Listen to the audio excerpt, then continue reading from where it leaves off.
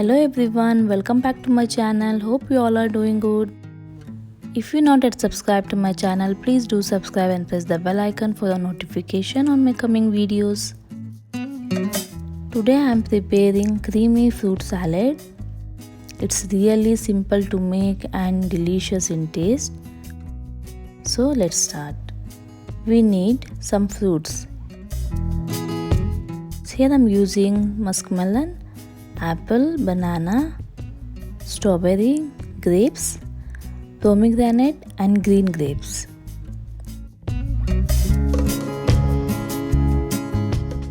In a bowl, add 100 grams of fresh cream, 2 teaspoons of mayonnaise,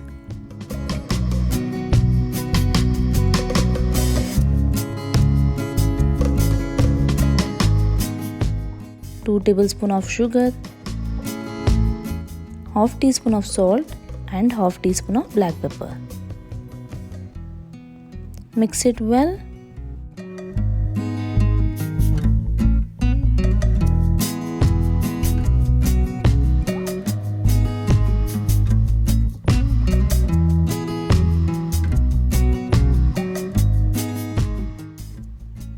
Now add fruits to it and give a mix.